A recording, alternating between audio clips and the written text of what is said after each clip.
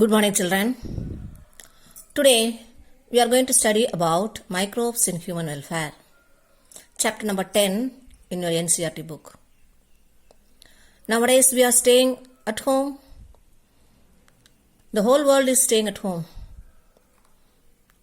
And what is the hot topic of the whole world? That is about coronavirus. Yes. This coronavirus is also a microbe. But this virus is a harmful microbe. But today we are going to study about useful microbes. There are so many microbes without which we cannot live.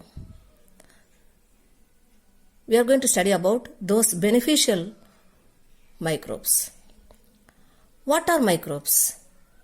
You studied in your lower classes.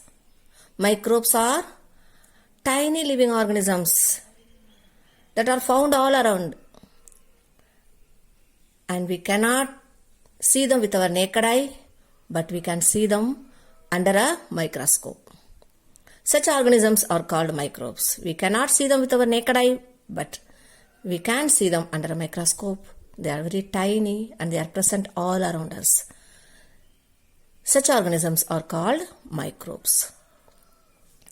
Where are these microbes present? These microbes are present all over the world. In air, in water, in soil, deep under the soil, and also deep under many layers of snow. And they are also present inside our body, inside the body of animals, inside the body of plants, and also in places, in habitats where the temperature exceeds 100 degrees Celsius. There also you can see the microbes.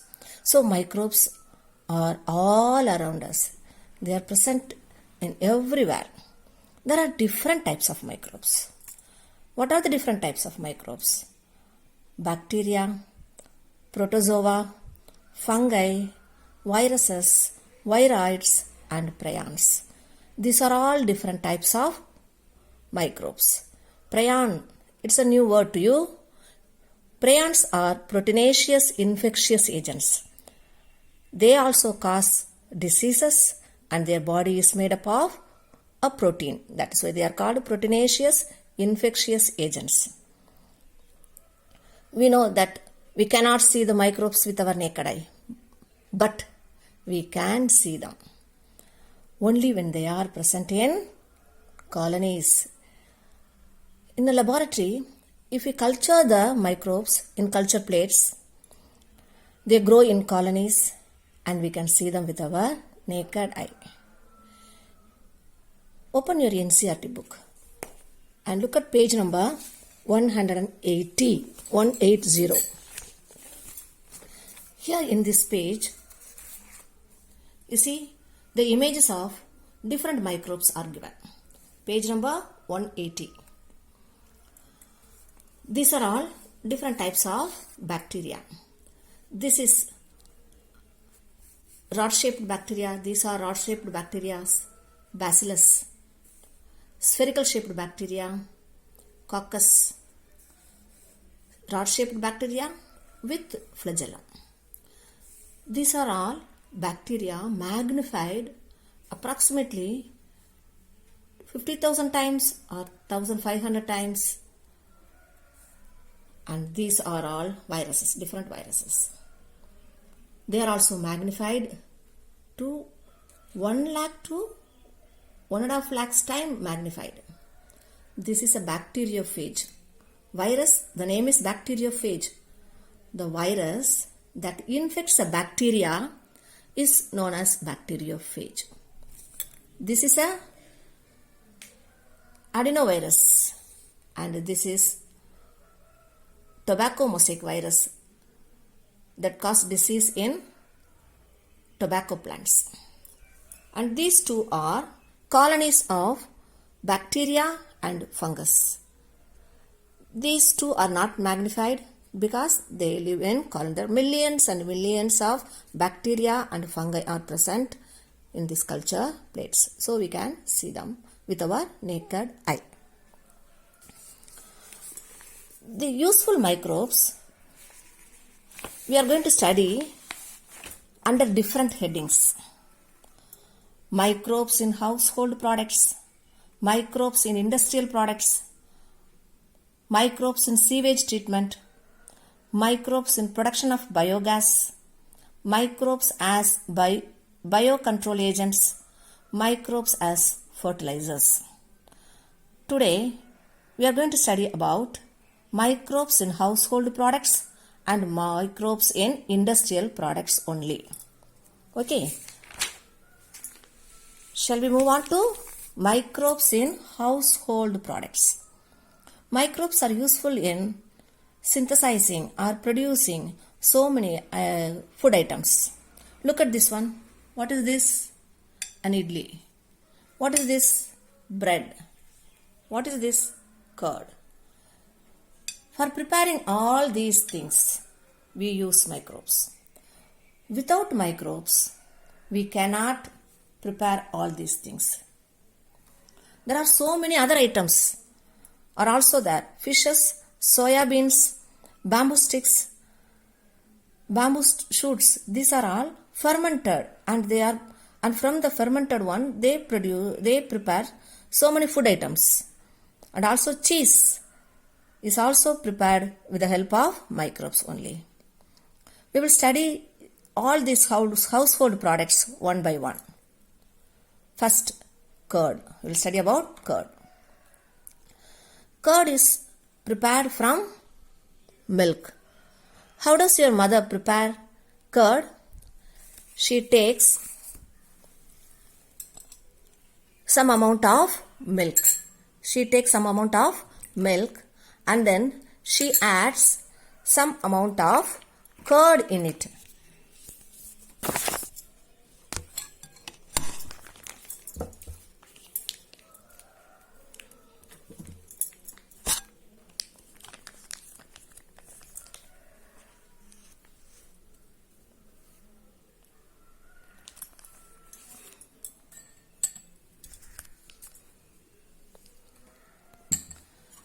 She adds some amount of half a teaspoon of curd into the milk. And this half teaspoon of milk, this curd, is known as inoculum or starter. She adds this curd into the milk and she mixes well, and then she keeps it undisturbed for whole night. Next day morning, we can see thick curd from the milk. What happens? What changes took place in changing this milk into the curd? What happens? This inoculum, it has millions of bacteria. What bacteria? You know, the name you know, I know. Lactobacillus. Yes, very good. Lactobacillus.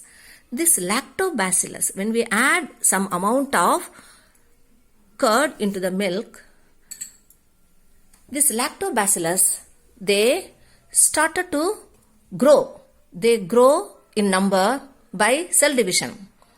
During this growth, lactic acid is formed inside the milk. And this lactic acid partially digests the milk.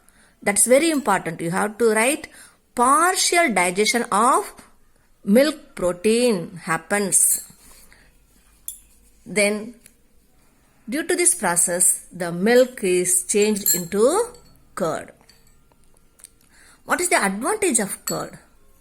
This curd, it contains more amount of vitamin B12.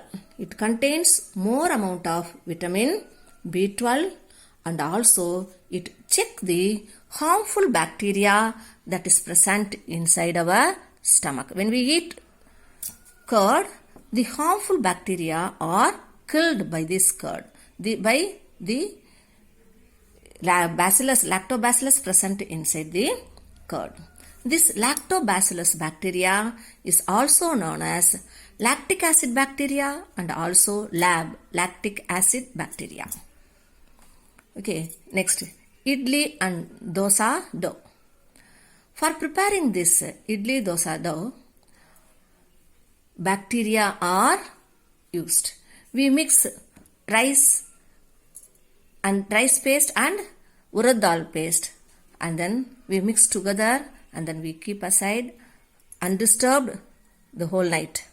Next day, the level of the dough increases because of the process called fermentation.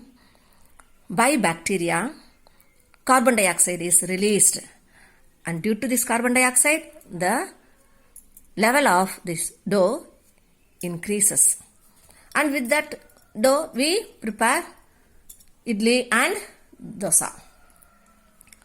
And bread is also prepared with the help of one microbe, yeast, by name Saccharomyces cerevisiae.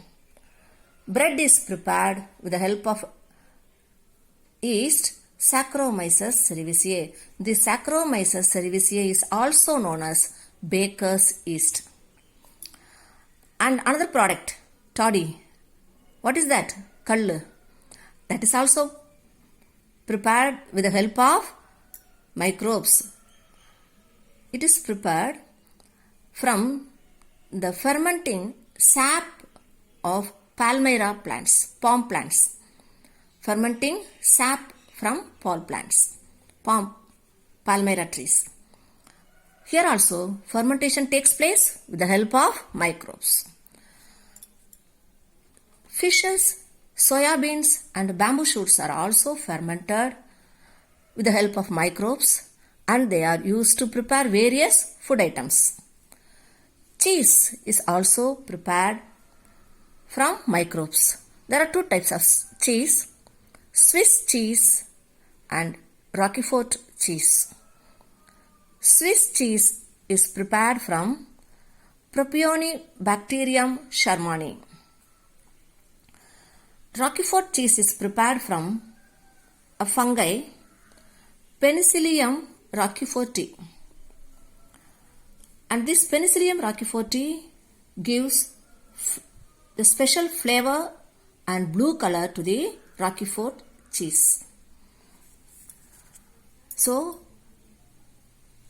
the different household products like curd, idli dosa, bread, toddy, fishes, soya beans, bamboo shoots, and then cheese. For fermenting all these things, we need microbes.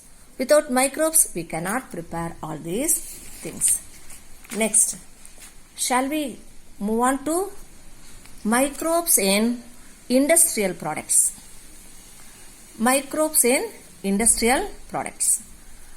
Different industrial products like beverages, antibiotics, chemicals, enzymes, and bioactive molecules are produced